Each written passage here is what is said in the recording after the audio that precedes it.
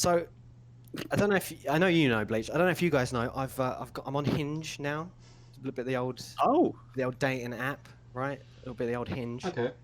And you know nothing major to report on that front. But you do see some weird shit. People would lead with some weird shit on Hinge, right?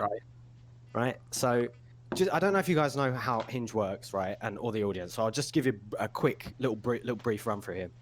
But you'd like other dating apps like Tinder and shit. You set up your profile, you put your pictures on.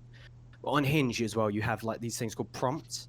And they're meant to be just like little conversation startery things. So there'll be there's like 25 of them or something. You pick one, and it'll be a little question like, "Oh, what's your most irrational fear?" Or fucking, I don't know, you know, my favorite weird fact, you know, shit like that. And you're meant to answer it. And then when people see it on your profile, it's meant to be like conversation starter, right? Right. And then it's a bit different from like things like Tinder and stuff as well. Is that if you see somebody you like, you don't just swipe left or right to like their profile.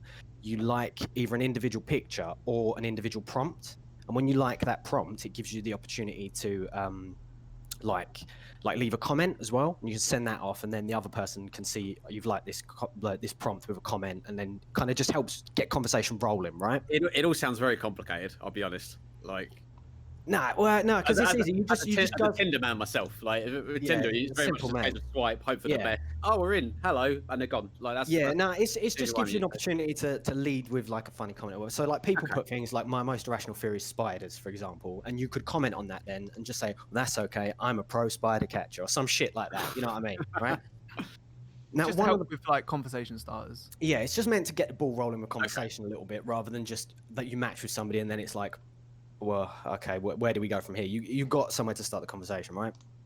So, I'm having a scroll through as you do, and I see this picture, this girl at the top, and I'm like, oh, she looks kind of cute. Oh, I'll have a scroll through, right? So I'm scrolling down, I'm checking out her prompts, and one of the prompts this girl has picked is things that are non-negotiable for me. Now, most people try and put something like funny in there, or just some like no nonsense shit. Put, you know, things like pineapple does go on pizza, or fucking if Titanic comes on, we have to stop what we're doing and sit down and watch it. They put shit like that. This girl had put things that are non-negotiable for me: DDLG relationships. Now I don't know about you boys. I didn't know what the fuck that meant. Right? DDLG. DDLG relationships. Oh, honey. I knew Bleach would know. I didn't know what the fuck that was. I had to Google that shit, right? So it turns out DDLG stands for Dom Daddy Little Girl relationships, right? Which, as I've learned, is like an age role play thing where the guy pretends to be like the older gentleman. Well, that works for you. So. And well, you know, I'm a 60-year-old man basically. And the female pretends to be, you know, a young girl, right? Oh my god. And I was like, holy shit, you're gonna lead with that. I was like, fuck me, this is not for me. Like, I'm like, holy fuck. Like, I don't know about you boys, right? Look, you're into what you're into, right? If you're into that, do what you want. If you're not hurting anybody else, you live your life how you want. I'm like, shit, that ain't for me. And you're gonna lead with that? Like, you're gonna just lead with that up front. Is that what you're gonna do? I don't know. Like, I think that's a good thing to. I think it's good to get out there straight away. Wait, sorry, is this the same girl as the trans girl as well? Yes. So this girl is also trans. Okay. I mean, I didn't bring it up. I didn't think it was particularly relevant to the story. I just wanted to make sure if it was the same one as. Yeah. But yeah, so I see that, I'm like, fuck. I was like, shit. Like that's bold to lead with, and it's not for me. So I did what any self-respecting man would have done in this situation. I liked the prompt, and I left a comment that said, "I'll be your daddy."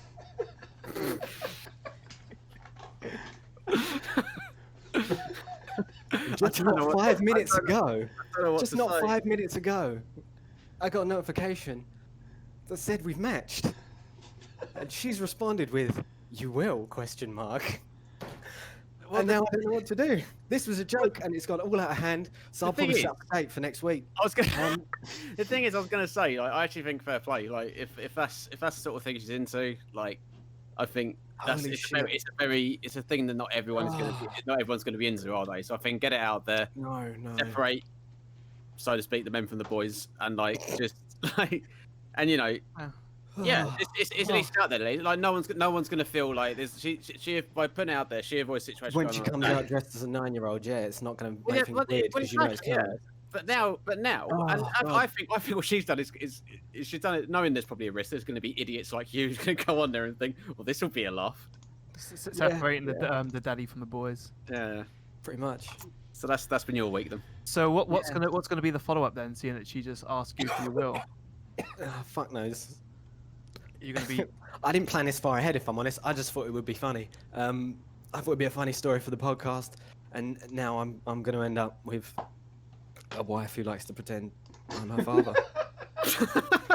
So You dug yourself a hole there, mate. Yeah, mate, that is. we're going to have a flash forward, 4 years, and we're going to be like, how did we end up here? Like, well, I can tell you how we ended up here. If you go back on our YouTube channel to watch podcast 2.